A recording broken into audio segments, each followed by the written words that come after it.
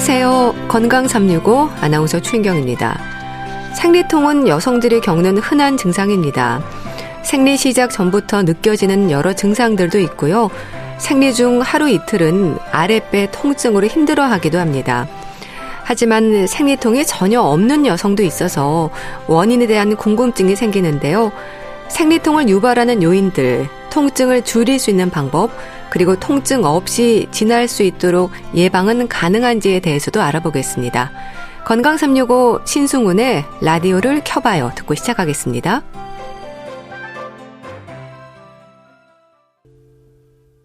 KBS 라디오 건강365 함께하고 계십니다.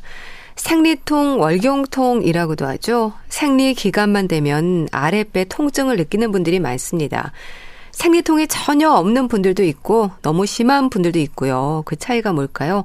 경희대 한의대 황덕상 교수와 함께합니다. 교수님 안녕하세요. 안녕하세요. 생리, 월경 같은 의미잖아요. 이름에 담긴 뜻도 있습니까? 그렇죠. 우리가 생리라고 하면 우리가 생리학이 있다고 할 정도로 어떻게 보면 우리 몸에서 나타나는 가장 자연스러운 그런 모든 그런 신체 활동들을 이제 생리라고도 얘기를 하는데 네. 여성에 있어서 이제 월경도 이제 생리라는 용어를 쓰는데 저는 이거를 이제 어떤 의미라고 보냐면 생리 자체가 어떻게 보면 이제 임신을 준비하고 출산을 하게 하는 그런 자궁의 어떤 그런 변화라고도 볼 수 있지만 사실은 그런 생리적인 그런 변화를 만들 때에는 사실은 우리 뇌에 있는 중추신경계 또는 내분비약 이런 여러 가지 그런 부분들이 다 밀접하게 연관이 돼 있거든요. 네. 결국 이제 그랬을 때 우리가 자는 거, 먹는 거 또는 운동하는 거, 스트레스 받는 거 이런 모든 것들이 어떻게 보면 여성의 생리 주기 또는 생리통 뭐 여러 가지 생리 변화에 대해서 반영될 수 있는 거기 때문에 단순히 이런 게 한 달에 한 번 이제 월경을 한다는 거 이상으로 여성 건강을 따질 때는 여성 건강을 평가하고 진단할 때는 네. 꼭 물어보고 확인돼야 되는 그런 전체적인 그런 블랙박스 같은 그런 내용을 뜻을 가지고 있습니다. 네.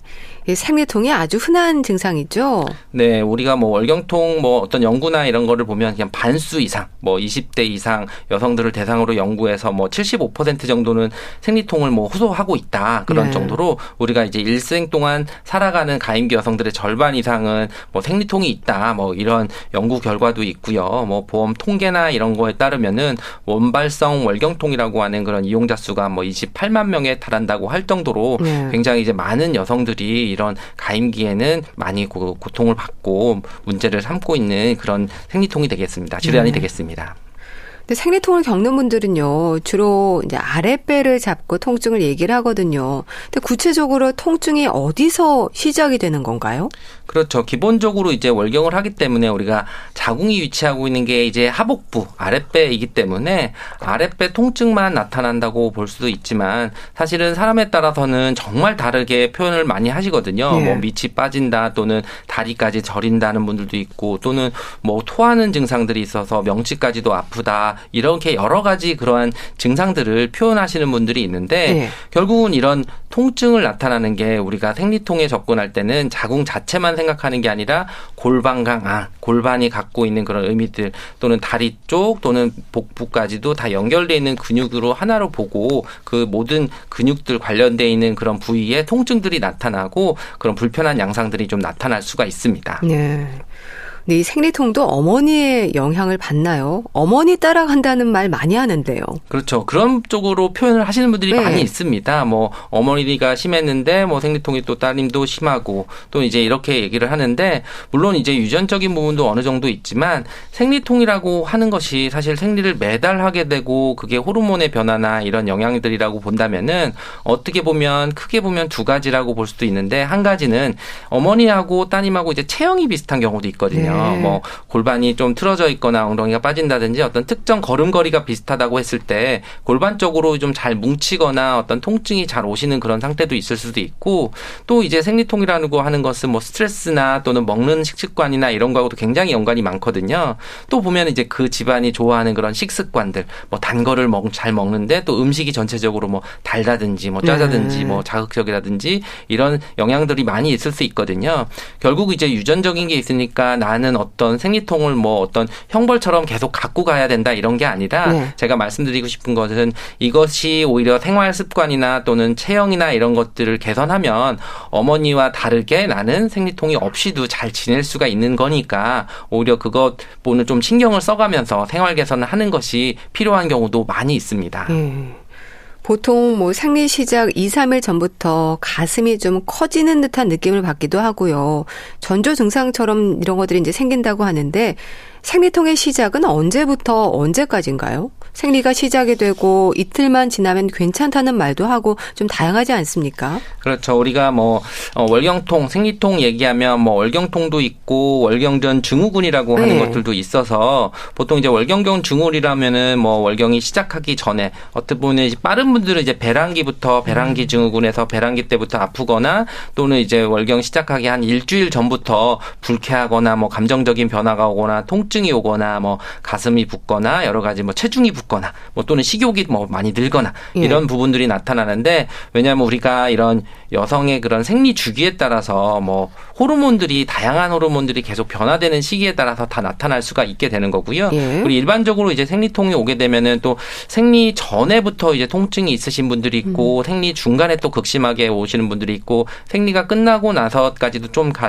지속되는 분들이 있는데 한의학에서는 이럴 때는 오히려 생리 전에 오면은 이제 뭐 기체라고 해서 좀 뭐가 기운이 잘 돌지 않는 경우들이 있고 또는 생리 중간에 오면 어혈이라고 해서 피가 좀 잘 뭉치거나 이제 그런 분들이 있고 또는 생리가 끝나고 아프면은 또 오히려 혈이 부족해서 혈어한 상태가 돼서 그렇게 나타날 수도 있는데 또는 이런 것들은 단순히 이제 어떤 몸 상태뿐만 아니라 원발성 월경통이라 그래서 기본적으로 다른 어떤 측정 질환이 없을 때 월경통은 뭐 생리하고 하루나 이틀 정도면은 통증이 좀 줄어드는 경우들이 있고요. 그렇지만 속발성의 경우에는 하루 이틀 지나는 게 아니라 뭐 3, 4일 계속까지 꾸준히 아플 때는 어떤 단순 생리통이 아니라 다른 어떤 특정 질환이 있는 그런 속발성 뭐 월경통을 의심해 봐야 되기 때문에 어떤 통증의 양상들, 통증이 지속되는 그런 시간들은 잘 보셔서 만약에 좀 불편하다면은 진료 받을 때 그런 것들을 잘 체크해서 얘기를 해주는 게 진단하는 데도 굉장히 도움이 됩니다. 네.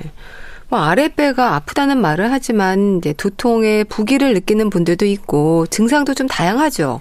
그렇죠. 기본적으로 우리가 통증들이 배만 아픈 게 아니라 뭐 허벅지가 아프다고 또는 뭐 밑이 빠지는 것처럼 아프다고 하고 또는 정말 소화장애가 있거나 식욕장애가 있거나 계속 생리만 되면 뭐 토하거나 배가 아프거나 두통이 또 편두통이 심하게 오시는 분들이 있는데 어떤 면에서 보면 이 생리통의 기전 중에 이제 프로스타글란딘이라고 하는 근수축 호르몬이 나오는데 바로 이 근수축 호르몬이라고 하는 것은 호르몬 자체가 전신적인 반응이거든요. 딱 자궁에만 작용하는 게 아니라 전체적으로 작용을 할 때 내가 그 특정 근육들이 좀 뭉쳐있는 부분들이 평소에 나빴던 부분들이 더 나타나는 거죠.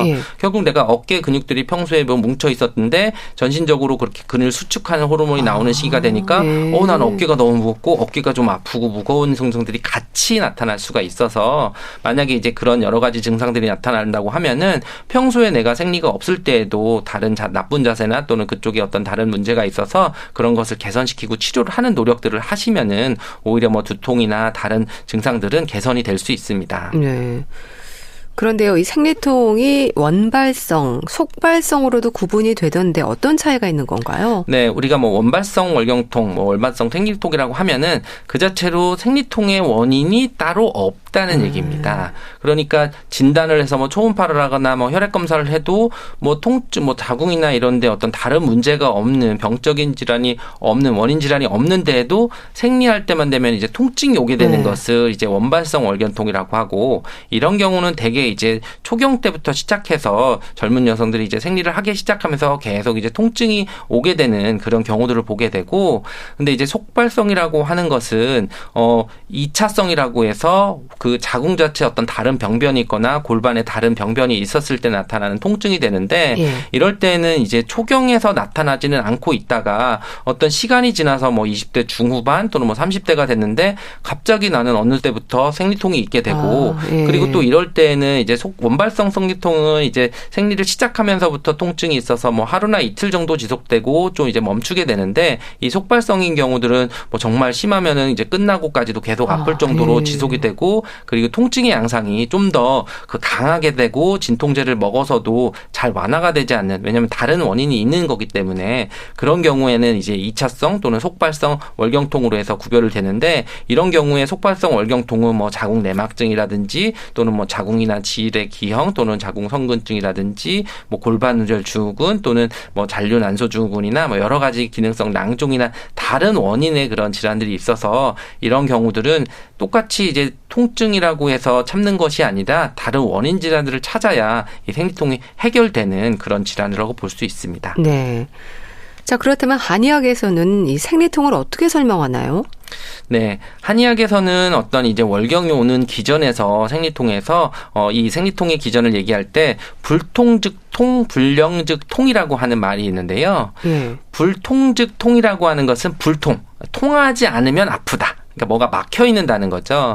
그래서 우리가 기본적으로 자궁의 혈류순환이 좋아지고 그래야 근육들도 좀 피도 잘 들어갔다 나왔다 이제 하고 생리를 할 때도 지혈이 좀 잘 되는 건데, 그런 것들이 뭐가 막혀서 있을 때는 오히려 생리통이 심하게 와서 또 찌르는 것처럼 아프거나 또는 생리혈에서 뭐 덩어리가 뭉친 것들이 많이 이제 보이는 경우들은 이제 불통즉 통에 해당되는 거고, 불령즉 통이라고 하는 것은 이제 뭐 부족해서 피가 부족해지기 때문에 이제 통증이 오게 됩니다. 우리가 그래서 허혈성 통증이라고 얘기를 하는데 쉽게 얘기하면 우리가 운동을 하다 보면 뭐 축구 같은 걸 하다 보면 이제 오랜 시간 하면은 근육들이 이제 허혈 상태가 해서 쥐가 나거나 더 통증이 돼서 근육이 막 뒤틀리게 되는 것들이 보게 되는데 바로 그게 이제 근육들이 피가 부족해져서 오는 통증이거든요.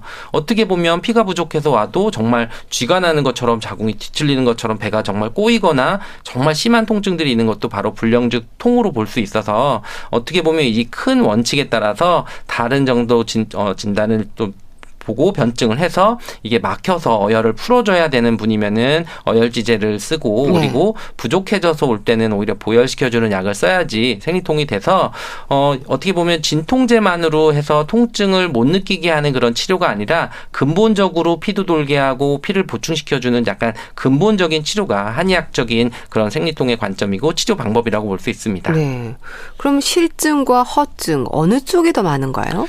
이건 뭐 명확하게 뭐 통계를 내서 그렇지는 않지만, 어떻게 보면 이제 허증은 아무래도 뭐 잘 먹고 또는 체력이 좋고 하면은 요즘엔 없을 것 같지만, 의외로 이제 젊은 여성들이 요즘에 이제 다이어트를 좀 심하게 하는 경우들이 있어서 굉장히 좀 체중이 좀 적게 되면 결국은 우리 몸에서 기혈이라고 하는 것은 근육량 또는 이제 피의 양 이런 것들이 있어서 급격하게 다이어트를 하고 나서 갑자기 생리통에 오게 되는 경우들은 또 이제 허증인 경우들을 또 볼 수도 있고요. 그리고 실증이 같은 경우는 어떤 다른 문제가 있어서 뭐 또 근종이라든지 성근증이 있는데, 결국 이제 이런 것들은 또 우리가 임신 출산이 늦어지면서 생리 기회가 많아지기 때문에 오히려 이런 질환들의 또 발생률은 또 높아지는 것들도 볼 수 있거든요. 그래서 연령대에 따라서 또는 그 결혼했냐 안 했느냐, 출산했냐 안 했냐에 따라서 허증이냐 실증이냐가 좀 달라지고 이게 어느 쪽이 더 많다고 이제 딱 얘기를 하기는 좀 어렵습니다. 참 생리통을 완화하기 위해서 여러 가지 방법들 막 해보시는데요. 몸을 좀 따뜻하게 해야 한다고 해서 배 위로 따뜻한 찜질을 하는 경우도 많은데 도움이 되나요? 네, 아무래도 불통이라고 해서 그럴 때 통하지 않을 때 통증이 오게 되는데, 그 근육들이 우리가 그냥 뭐 근육통이 있었을 때도 따뜻한 찜질하면 근육도 이완이 되고 좀 순환도 되면서 이제 통증이 좀 줄어들 수 있는 것처럼 일종의 이제 생리통이 오게 되는 것도 그 생리 시기에 갑자기 이제 근육이 수축하면서 오게 되는 일종의 근육통으로도 볼 수도 있는 거거든요. 그랬을 때는 이제 따뜻한 핫팩을 한다든지 또는 자욕을 한다든지 했을 때에는 오히려 좀 통증도 좀 좋아지고 진통제를 먹지 않아도 완화되게 그렇게 지나갈 수도 있는 거고요. 그럴 때 이제 뭐 쑥찜이나 어떤 그런 좌운할 때 쑥을 쓰기도 하는데, 이럴 때 좀 주의하셔야 되는 것은 이제 쑥이 약용으로 되는 좋은 쑥도 있지만 혹시 이렇게 좀 잘못 나쁜 그런 자풀이 들어가 있는 그런 쑥일 수 있기 때문에 이런 쑥을 이용해서 직접적인 좌운을 하거나 할 때는 오히려 주의를 하셔야 되고, 그럴 때는 이제 뭐 전문 한방 의료기관을 찾으셔서 치료를 하는 것이 더 좋을 수 있습니다. 좀 드시는 차는 어떨까요? 네, 기본적으로 우리가 생리 때 도움이 되는 것들은 뭐 차에서 한약에서 보통 이제 어혈을 없애주거나 혈액순환이 잘 되게 하거나 피를 보충시켜주는 것들이 보통 이제 당귀라고 하는 약재들을 많이 쓰거든요. 네. 그래서 이제 뭐 당귀라고 하는 걸 이제 차로 해서 뭐 당귀차가 오히려 보혈도 시켜주고 또 보혈시켜주면서 피를 잘 돌게 해주는 그런 성질이 있기 때문에 당귀차나 이런 것들도 좋을 수도 있는데 네. 어떻게 보면 이제 뭐 당귀차를 구하거나 이제 뭐 먹거나 하는 것들이 쉽지는 않을 수 있어서 오히려 좀 몸을 좀 따뜻하게 하는 저는 그런 뭐 따뜻한 차를 좀 종류에 상관없이 좀 이제 드시는 따뜻한 물도 좋고 이제 그럴 수도 좋고 근데 이제 음식적인 부분에 있어서는 생리통이 심할 때는 저는 단 음식을 피하는 걸 굉장히 중요하게 얘기를 합니다. 예. 보통 생리가 되면은 오히려 또 초콜릿이나 이런 단 게 많이 땡기거든요. 네. 그리고 그게 먹었을 때 또 통증이 완화되는 것 같지만 실제로 이제 초콜릿에는 이제 카페인도 있고 오히려 당분이 심할 때는 여성의 그런 난소 기능이나 이런 부분도 굉장히 좀 안 좋은 그런 영향도 많이 있기 때문에 오히려 뭐 당장은 이제 좋은 것 같지만 장기적으로 보면은 이제 생리통이나 이런 것들을 좀 악화시키는 게 있고 그래서 저는 이제 너무 그런 자극을 시키고 사람을 긴장시키는 카페인이 많이 들어가 있는 음식이나 뭐 초콜릿 이런 것들은 좀 피하시는 것도 좋고 그리고 따뜻한 음식을 좀 많이 드시는 것도 좋고 그리고 영양학적으로 보면 이제 칼슘이나 마그네슘 이런 부분들이 좀 그 생리통을 예방하거나 생리전 증후군을 완화시키는데 효과적인 그런 연구가 많이 있어서 평소에 있는 뭐 칼슘 그럼 멸치잖아요. 그러니까 이럴 때 뭐 생리통이 있을 때에는 좀 멸치 반찬을 좀 먹는다든지 또는 칼슘이 많이 들어가 있는 뭐 따뜻한 우유를 먹는다든지 이런 부분들도 좀 도움이 될 수도 있고 또는 뭐 바나나나 이런 것도 뭐 마그네슘 이런 성분들이 있기 때문에 어떻게 보면 단 게 땡기면은 초콜릿보다는 뭐 바나나를 좀 먹는다든지 이런 부분도 더 좋을 수 있습니다. 네. 침이나 뜸 치료도 진행이 되나요? 네, 가장 이제 진통 효과에 있어서 직효적으로 효과가 있는 것은 이제 침 치료가 가장 이제 월경통이나 생리통에 효과가 있다는 그런 연구들은 굉장히 많이 있습니다. 그래서 기본적으로 국소적으로 보면은 침 치료를 했을 때 오히려 국소적인 자궁 쪽에 있는 혈류 순환이 좋아지고 어혈이나 이런 거 풀어줄 수도 있고 또 침을 놨을 때 세로토닌이나 뭐 엔돌핀 같이 해서 이제 통증을 차단시킬 수 있는 그런 경로와 관련돼서 효과도 있다는 연구들이 많이 있거든요. 그래서 이제 가장 침 치료가 즉각적으로 그런 생리통을 완화시킬 방법이 있어서 조금 저는 이제 진료를 할 때 추천해드리는 방법은 생리통이 있으신 분들은 생리 일주일이나 열흘 전에 미리 가서 침 치료를 좀 받으면은 그 이후에 미리 좀 기혈도 좀 완화가 되고 좀 몸도 이완이 돼서 좀 생리통을 좀 완화되는 그런 상태로 지나갈 수 있으니까 뭐 너무 그 부담을 갖고 뭐 비싼 약을 먹거나 이런 거 생각하지 말고 침 치료 다 보험 적용이 되기 때문에 미리 가서 좀 침을 한 번씩 맞는 것도 도움이 될 수도 있고요. 그리고 거기에 이제 뜸 치료는 기본적인 이런 진통 효과뿐만 아니라 뜸이라고 하는 것이 굉장히 온경시켜주고 경락을 좀 잘 기혈을 잘 돌려주는 그런 효능이 있어서 좀 따뜻한 그냥 핫팩만 돼도 생리통이 완화되는데 거기에 이제 약숙의 그런 효능까지 있어서 그런 생리통을 완화시켜주는 그런 효과도 탁월하기 때문에 침과 뜸 치료를 나는 한약은 잘 먹기 좀 부담스러워 그럴 때는 침과 뜸 치료만으로도 월경통이 좀 잘 조절이 되고 완화되는 분들도 많이 있습니다. 네. 생리통은 병이라기보다 증상이잖아요. 근데 생리 기간이 끝나면 통증도 사라지는데요. 혹시 생리통으로 오해할 수 있는 다른 질환의 위험은 없습니까? 그렇죠. 이제 생리통이 있지만 우리가 이체성 생리통 이런 것들이 좀 주의를 해야 되는데 이제 속발성 월경통이라고 하는 부분들이 좀 주의를 해야 되는데요. 오히려 생리통이 이제 바로 끝나는 게 아니라 뭐 2, 3일 정도 지나도 계속 통증이 지속이 되고 또 진통제를 먹어도 또 완화가 되지도 않고 그리고 초경 때는 없었는데 어떤 좀 나이가 몇 년 지나고 뭐 20대 중후반으로 돼서 갑자기 생리통이 나타났을 때에는 골반 내에 어떤 다른 이상 증상들이 있다고 볼 수도 있습니다. 그래서 가장 이런 속발성 월경통 중에 흔한 것 중에 하나가 이제 뭐 자궁 내막증도 될 수도 있고 자궁 성근증도 있을 수 있고 또는 뭐 낭종이 있다든지 또는 자궁 근종이나 이런 것들도 있을 수 있는데 이런 경우들은 이제 물론 속발성 월경통이라고 해서 생리통이라고는 이름이 붙어 있지만 그 생리통 치료를 하는 게 아니라 그 자체 질병을 치료를 해야 되기 때문에 또 그리고 기본적인 원발성 생리통은 뭐 3개월만 치료하면 호전이 되거나 이러지만은 이런 질환들은 뭐 심한 경우에는 뭐 의뢰해서 수술을 해야 되는 경우들도 있기 때문에 오히려 그런 생리 통증의 양상이라든지 생리통이 언제 시기에서 나타났다든지 또는 주기에 영향이 있다든지 또는 뭐 통증의 양상들이 뭐 너무 심하게 온다든지 진통제 반응이 있다든지 이런 것들을 잘 파악을 해서 그 진료를 받을 때 뭐 얘기를 해주시는 게 좋습니다. 자궁 내막증도 가임기 여성들에게 비교적 흔한 질환이죠. 네, 아무래도 이제 자궁 내막증이라고 하는 것은 우리가 자궁 안에 있어야 될 자궁 내막 조직이 이제 골반 안에 다른 데 있어서 생기는 그런 문제들이 되는 거거든요.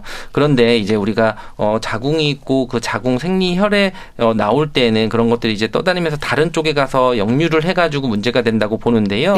최근에 이제 그런 자궁 내막증에 대한 그런 젊은 여성들의 그 증가율이 뭐 2017년도에 비교를 했을 때보다 2021년도가 60% 이상 증가했을 정도로 이제 높아졌다는 비율이 있고 뭐 30대에서 40대 여성에서 가장 높은 비율을 좀 보인다고 하는데요. 결국 이런 것들이 어떻게 보면 이제 생리를 계속 좀 자주 하고 많이 했을 때 또는 그리고 일상적인 생활이나 또는 생활 음식 또는 잠, 수면 이런 생활 방식이 바뀌게 되면서 좀 더 많이 증가하는 것들이 있어서 어떤 통증이나 이런 것들이 일반적인 그런 진통제에 반응하지 않고 오히려 또 다른 부분들이 통증이 심하다고 할 때는 꼭 이제 가셔서 이런 자궁 내막증뿐만 아니라 뭐 자궁근종이나 성근증까지도 오히려 진단을 필요한 경우들이 많이 있습니다. 이런 자궁 내막증이 있을 때 생리통이 심해지는 건 왜 그렇습니까?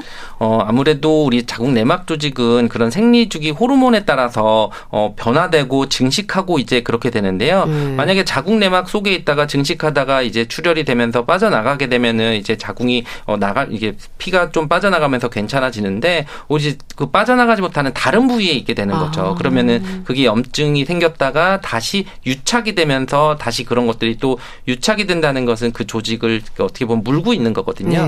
그러면 우리가 근육이나 이런 부분들을 누가 꼭 누르고 있다 그러면은 움직이려고 그러면 그런 통증들이 생기가 돼서 우리가 골반통이나 이런 것들이 생리가 끝났는데도 계속 아프거나 특징적으로 생리가 되면 더 심해지거나 그런 쪽으로 많이 나타날 수가 있어서 이런 경우들은 이제 현대 여성들에게 또 많은 그런 불편감을 주는 그런 질환이 될 수 있습니다. 근데 또 생리통이 너무 심해서 학창 시절에 결석을 했는데 결혼하고 나서 생리통이 사라졌다. 출산을 하고 난 후부터 생리통이 없어졌다. 이런 말도 하는데 이거 근거가 있는 걸까요? 네, 이런 경우들은 이제 원발성 월경통에 해당할 수도 있는데요. 원발성 월경통은 이제 특정 질환의 원인이 없는 거고 어떻게 보면 일종의 근육통이거든요. 그러면 이제 자궁이 있고 자궁 내에 위치하는 그런 골반 근육들의 위치가 좀 달라져서 오는 통증으로 볼 수 있습니다. 우리가 프로스타글란딘이라고 해서 생리가 되면은 그 근육들을 누르게 되는데 평소에 근육들이나 골반 주변에 있는 근육들이 부드러워서 눌러도 통증이 없는 사람이 있죠. 근데 생리가 됐을 때 확 수축하게 됐을 때 통증이 있는데 임신 출산 과정을 거치면서 이제 자궁이 원래 자기가 갖고 있는 것보다 한 부피는 1000배 정도 이게 쭉 늘어났다가 그러면서 이제 또 생리도 한 2년 정도는 또 이제 안 하면서 호르몬의 변화가 또 영향이 없잖아요. 그러면 일종의 있는 근육들이 좀 이완이 되면서 좀 휴식 기간을 갖게 되는 거죠. 그러고 났더니 이제 다시 통증이 좀 이제 분만하고 나서 오히려 회복을 하고 다시 생리를 할 때 생리통이 없어지는 부분들이 있는데 그 이제 어떤 면에서 보면 우리가 고등학교 때나 이게 자세도 나쁘고 특히 이제 요즘에 이제 그 여고생들이나 생리통 왔을 때는 제가 강조하는 건데 자세를 바르게 하고 평소에 이제 공부는 하더라도 자기 전에 꼭 골반 스트레칭을 꼭 한 번씩 해줘라. 그래야지 이런 근육들이 말랑말랑해서 생리통이나 또는 이런 시험 기간에 이런 불편한 것들을 좀 예방할 수 있는 것들을 꼭 이제 치료 외에서도 강조를 하는 편인데 바로 이 근육들이 이완되고 그런 위치들이 개선이 되는 과정이 임신 출산이기 때문에 그렇게 출산하고 나서 생리통이 없어지는 분들도 계십니다. 그럼 생리통의 증상을 잘 살펴야 하는 부분들 또 생리통도 너무 심하면 치료를 받아야 하지 않을까 싶은데 어떨까요? 네, 아무래도 이제 생리통이 초경부터 있었던 게 아니라 잘 지내다가 갑자기 이제 생리통이 나타났다. 이랬을 때는 속발성인 경우, 그러니까 뭐 20대 중후반이나 뭐 30대 중후반에 갑자기 생리통이 나타났다. 또는 이제 출산하고 없었는데 또 다시 생리통이 나타났다. 이럴 때는 이제 속발성을 의심해 봐야 되는 거고요. 그리고 생리통 때문에 일상생활이 좀 힘들면서 진통제를 먹어도 어떤 분들은 진통제를 뭐 7, 8알 먹고 뭐 정말 그걸 안 먹으면 너무 일상생활이 힘들다 이럴 때는 원발성이라기보다는 어떤 다른 속발성이기 때문에 꼭 치료를 받으셔야 되고 뭐든지 어떤 이런 생리통 때문에 일상생활이 힘들고 공부도 못하고 정말 뭐 가만히 쓰러져서 아무것도 못하는 상황이 된다 그러면은 적극적인 치료를 받아야 되는 그런 양상이 될 수 있습니다. 네, 말씀 잘 들었습니다. 자, 오늘은 생리통과 관련해서 자세히 또 알아봤는데요. 경희대 한의대 황덕상 교수와 함께했습니다. 말씀 감사합니다. 감사합니다. KBS 라디오 건강 365 함께 하고 계신데요. 에릭 클랩튼의 Change the World 듣고 다시 오겠습니다.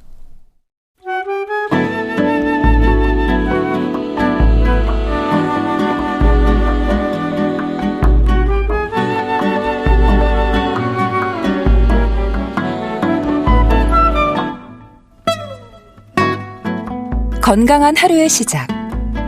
KBS 라디오 건강 365 최윤경 아나운서의 진행입니다.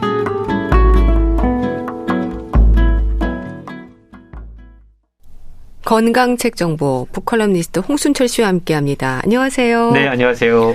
오늘 소개해 주실 책이 아주 정상적인 아픈 사람들입니다. 자, 무슨 내용일까요? 예, 이 책은 실화를 바탕으로 영혼의 싸움터를 추적한 르뽀라는 부제가 적혀 있습니다. 네. 조현병 환자인 여동생을 암으로 떠나 보내게 된 저자 폴 킴이 지난 25년 동안 정신질환자 가족들을 돌보면서 겪었던 아주 내밀한 이야기들이 이 책에 소개가 되고 있는데요. 예. 폴 킴은 여동생이 조현병을 앓기 시작한 뒤에 목사가 되기로 결심을 합니다. 예. 그리고 미국에서 목회학 박사학위를 받은 뒤에 현재 미국 LA에서 정신건강가족 미션의 소장으로 일을 하고 있는데요. 예. 이 책에 보면 폴 킴이 직접 자신의 여동생과 겪었던 아주 슬픈 감동적인 이야기를 비롯해서 우리 주변에 평범한 이웃, 부모와 자식, 형제, 자매, 부부간에 주고받는 마치 전염병 같은 갖가지 정신질환에 대한 이야기들이 소개가 되고 있는데요. 예. 이 책을 쓴 저자들은 조현병이라든가 조울증이라든가 우울증이라든가 자기애성 인격 장애라든가 트라우마라든가 정말 우리 주변에 감추어져 있는 여러 다양한 정신질환들을 세상에 드러내면서 우리 사회가 처한 이 거대한 정신질환의 병동에서 어떻게 함께 살아갈 수 있을지 현실적인 해결책을 제시하고 있는데요. 예. 책의 제목이 의미하는 건 겉으로 보기엔 아주 정상적인 사람들인 것 같지만 사실은 누구나 다 조금씩은 마음의 질병을 갖고 있다라는 의미로 이해하면 좋을 것 같습니다. 네. 정신질환을 앓고 있는 환자를 둔 가족의 심정이 담겨있는 책, 아주 정상적인 아픈 사람들. 글쎄요, 말씀 주신 것처럼 함께 살아갈 수 있는 현실적인 해결책에 대한 관심이 좀 필요할 것 같습니다. 그렇습니다. 이제는 더 이상 이 문제를 터부시할 수 있는 상황이 아닌 것 같아요. 예. 우리가 과거에는 뭐 우울증이라든가 어떤 정신질환들을 약간 터부시하는 경향들이 있었거든요. 예. 예, 자신이 마음의 병을 앓고 있다는 걸 쉬쉬하는 게 일반적이었고 밖으로 드러나는 게 상당히 꺼려지는 일이었습니다. 근데 정신질환의 치료는 자기가 그걸 인정하고 병원을 찾아가는 것부터가 치료의 시작이거든요. 예. 더 최근에 좀 우리가 심각하게 받아들여야 될 사안은 최근 들어서 소셜 네트워크 서비스에 자신의 우울증이나 우울감을 이렇게 좀 자랑처럼 늘어놓는 게시물들이 급격히 증가를 하고 있다고 네. 그래요. 이걸 일컬어 신조어 패션 정신병, 패션 우울증 예. 이런 말까지 생겨났는데요. 우울증이나 자살 충동이나 자해라던가 자신이 갖고 있는 정신적인 문제들을 마치 유행처럼 소비하는 사람들, 이걸 패션 정신병이라고 부른다고 그럽니다. 네.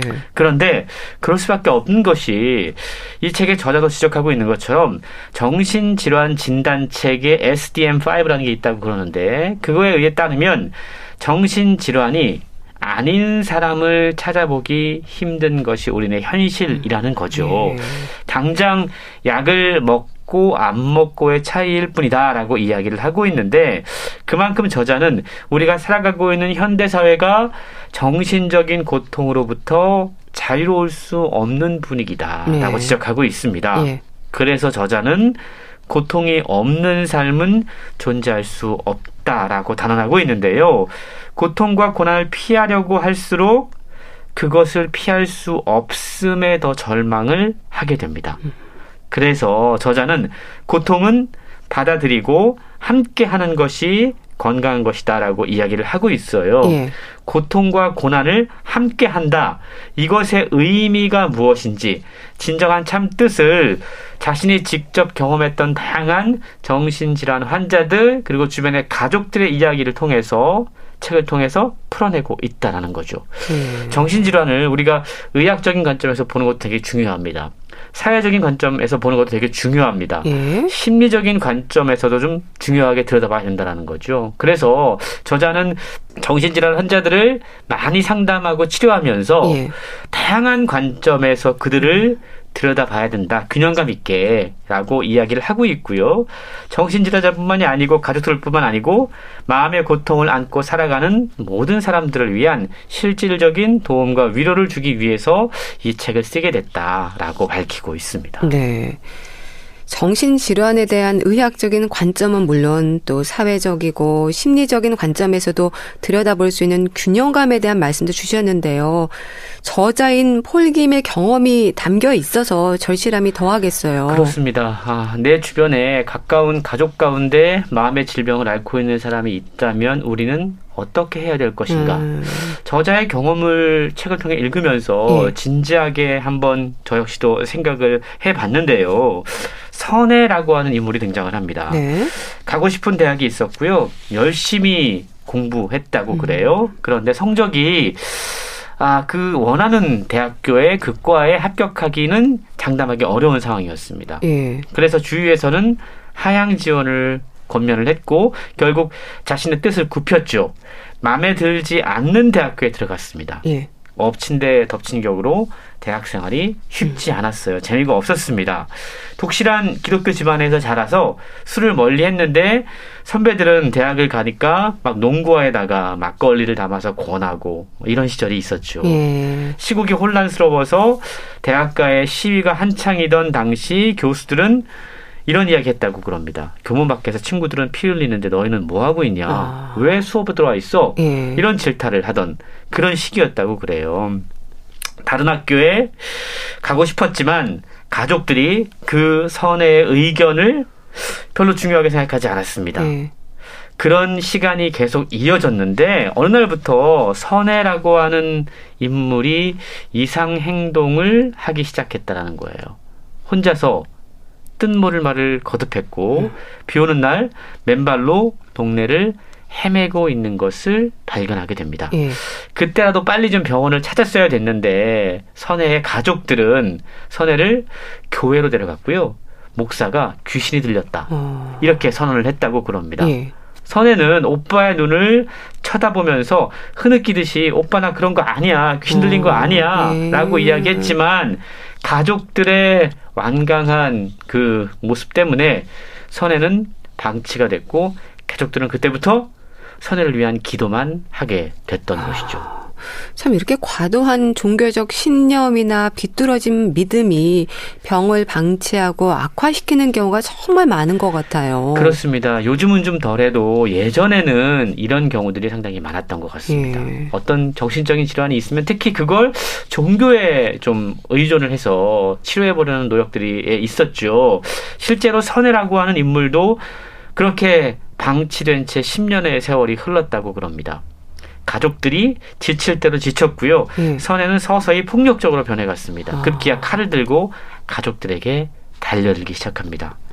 이러다가 우리 가족이 신문에 나겠구나라고 생각한 오빠가 경찰을 불렀고 경찰이 선혜를 곧장 정신병원으로 이송했다고 그래요. 정신병원에 가서 이런저런 진단을 하고 나서 의사가 이야기했다고 그럽니다.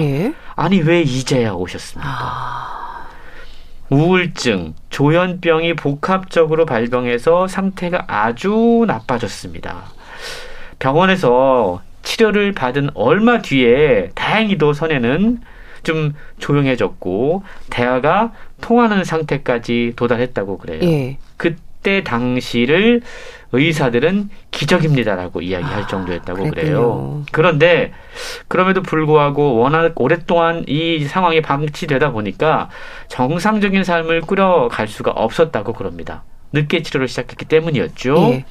선혜는 세상과 단절된 채 정신병원에 입원해서 살아야만 했습니다. 선혜의 오빠. 사실은 오빠가 좀 강경하게 이런 증상이 보였을 때 병원에 일찍 데려갔으면 동생이 이 지경까지 처하지 않았을 텐데라는 생각을 했겠죠. 그렇죠. 선혜는 세상과 단절한 채 살았고 오빠는 고통의 세월 속에서 동생을 보살피면서 목사가 됐다고 그래요. 예. 증상이 많이 호전돼서 겨우 한숨을 돌렸을 때 선혜는 유방암이 아이고. 걸려서 이른 나이에 고인이 되고 맙니다. 예. 그러니까 자신의 동생을 이렇게 만든 것이 나 때문이 아닐까라는 생각을 하는 그 죄책감, 그것에 시달리던 오빠는 자신과 비슷한 일을 겪고 있는 사람들을 위해 헌신하기로 마음을 먹고요. 그가 바로 제가 지금 소개해드린 이 이야기가 예. 이 책의 저자 폴킴의 이야기입니다. 예. 오빠가 바로 폴킴이었던 것이죠. 이 폴킴의 가족과 같은 또 다른 가족들의 아픔도 많지 않을까 싶습니다. 이게 사실 어디 저자의 동생 선혜 씨뿐만의 이야기였겠습니까? 책에 보면 물론 미국에서 저자가 진단을 하고 있지만 예. 치료를 하고 있지만 미국에서 한인 가족들이라든가 예. 다양한 사람들의 치료 사례가 소개가 되고 있는데요. 예를 들자면 이라크 전쟁에서 씻을 수 없는 트라우마, 이걸 안고 돌아온 남자가 고통 가운데 어머니를 살해하게 됩니다. 감옥에 가 있는 그런 상황이라든가 예. 자기애성 인격장애 아버지의 강압적인 폭력에 시달리던 딸이 조현병에 걸려서 혼자서 그늘진 삶을 살아가고 있는 이야기라든가 능력 있는 남편을 자살로 몰고 간 의부증 아내, 여전히 자녀들에게도 그 증세를 뿜어내고 있는 그 모습이라든가 예. 무려 25년 동안 다양한 정신질환자 가족과 함께 해온 저자 폴킴은 여러 사례를 소개하면서 치유책을 함께 전하고 있는데요. 여러 가지 치유 방법 가운데 하나가 부모의 각성이다라고 이야기합니다. 사실 저자가 진단을 해보면 예. 많은 정신질환의 근본적인 원인이 부모에게서 기인하는 경우가 상당히 많이 있다고 그렇군요. 그래요. 특별히 한국 부모들. 예. 자녀에게 많은 걸 주고 싶은 게 부모의 마음이잖아요. 예. 근데 의외로 그러면서도 체면을 중시하는 문화, 그런 부모들이 적지 않다라는 게 이런저런 문제들을 만들어내고 있다라는 거죠. 저자는 자식이 이상하다는 걸 알면서도 몇 년째 그저 방치하고 있다. 예. 당장 자녀에게 이상 진단이 나오면 본인의 체면이 깎이기 때문이다 라고 지적하고 있습니다. 특히 자기의 성향이 강한 부모들은 아이가 아픈 걸 인정만 해줘도 괜찮다라는 조언을 무시한다고 그래요. 대개 그들은 성격 문제다, 예. 고생을 안 해서 그렇다 이렇게 하면서 원인을 그 대상 본인에게 돌리지 자기에게 문제가 있어서 자신의 자녀가 이런 상황에 처했다는 걸 잘 인정하지 않으려고 한다고 그럽니다. 네. 들으면서 아주 정상적인 나쁜 사람들이라는 책 제목에 대해서도 다시 한번 생각하게 되는데요. 이게 겉으로는 드러나지 않을 수도 있는 병적인 증상으로 고통을 받는 사람들이 참 많죠. 그렇습니다. 우리가 그런 얘기 하잖아요. 예. 참 유교 500년의 체면 문화가 너무 오래 간다. 맞아요. 우리나라에서도 그런데 이게 이민자들 가정에서도 여전히 그런 것들이 남아있다고 그럽니다. 네. 바다 건너서 미국에서도 그것이 여전히 현존하고 있는 걸 저자는 발견하고 있다라고 지적을 하고 있는데요. 네. 자식이 아프면 집안의 수치다. 이런 인식, 참 말도 안 되는 인식이 여전히 지금 자리 잡고 있다는 겁니다. 그래서 이런 것들 때문에 LA 한인타운의 한인 자살률이 다른 인종보다 무려 4배나 많다라고 저자는 지적하고 있는 거죠. 예. 내 잘못이 아니라고 나 좀 살려달라고 외칠 수 있지만 대개 그러지 못하는 소위 착한 사람들, 이런 사람들에게서 정신적인 문제가 많이 발생한다고 그럽니다. 네. 오히려 나쁜 사람들은 예. 이런 문제가 잘 발생하지 않아요. 착한 사람들이 마음이 여려서 맞아요. 그걸 마음에 담고 네. 있다가 결국 자기 자신을 아프게 하는 건데요. 저자는 정신질환은 착하고 똑똑한 청년들이 많이 걸린다. 남에게 스트레스나 미움, 분노 등을 풀어내지 못하고 자신이 다 감당하고 참고 지내다가 뇌의 기능에 장애가 오는 것이다 라고 지적하면서 예. 반대로 악한 사람들은 정신질환에 걸리지 않는다. 악한 사람들은 순수한 사람들에게 그 스트레스를 다 떠넘겨버리고 예. 그들을 병들게 하고 자신들은 살아남기 때문이다. 이렇게 분석을 하고 있는데요.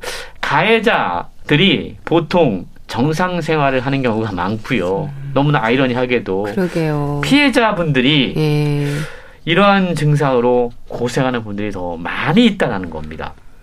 저자는 정상 생활을 하는 가해자, 병원에 입원해 있는 피해자 가운데 누가 더 심각한 환자일까 본인도 참 자기 자신에게 질문하게 된다라고 이야기를 하고 있는데 예. 가해자와 피해자들이 늘 공존하고 있는 우리 이웃에 있는 다양한 사람들의 이야기를 책을 통해서 이야기하고 있는 것이죠. 네. 같은 아픔을 가진 이제 여러 경우들에 대한 소개도 있어서 더 많은 이야기들을 접할 수 있을 텐데요.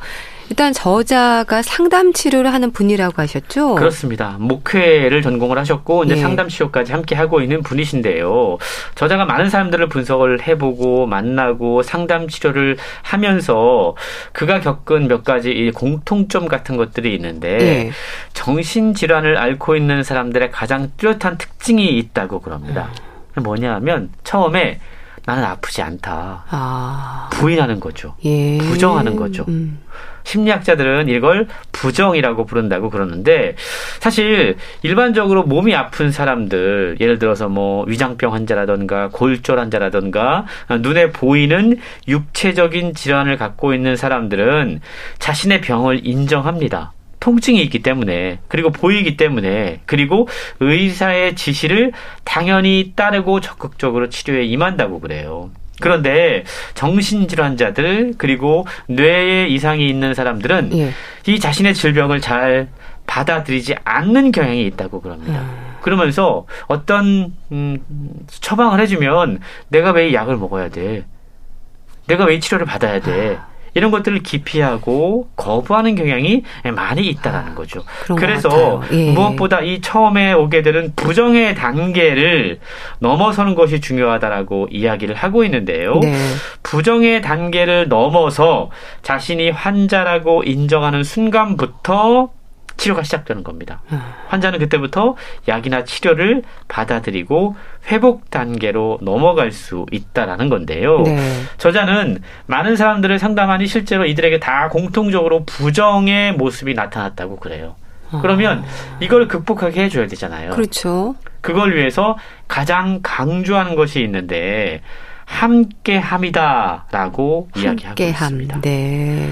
저자는 치료 방법과 약이 있다고 무조건 해결되는 문제가 아니다라고 이야기하면서 이러한 고통을 겪고 있는 사람들의 곁에서 함께 똑같겠지는 않겠지만 뭔가 공감해주고 이야기를 들어주고 같이 시간을 보내주고 옆에서 말을 들어주는 사람들이 있는 것이 가장 중요하다. 그런 과정을 통해서 환자는 부정에서 인정으로 전환될 수 있다라고 이야기를 하고 있고요. 네. 물론 치료 병행도 상당히 중요합니다. 예. 진료를 통해서 병을 인식하고 그 상태에 진심으로 사랑을 보이는 게 핵심이다라고 상담 심리의 관점에서 이러한 사람들을 대하는 방법들을 이야기해주고 있는데요. 예.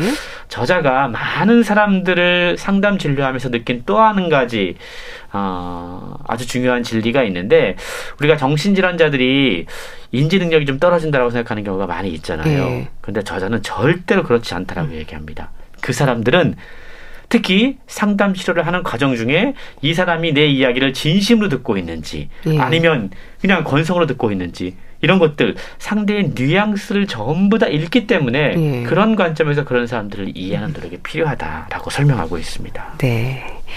자, 오늘 아주 정상적인 아픈 사람들 또 소개해 주셨는데요. 잘 들었습니다. 북컬럼니스트 홍순철 씨와 함께했습니다. 감사합니다. 고맙습니다. 조수미 소향의 꽃밭에서 보내드리면서 인사드릴게요. 건강365 아나운서 최인경이었습니다. 고맙습니다.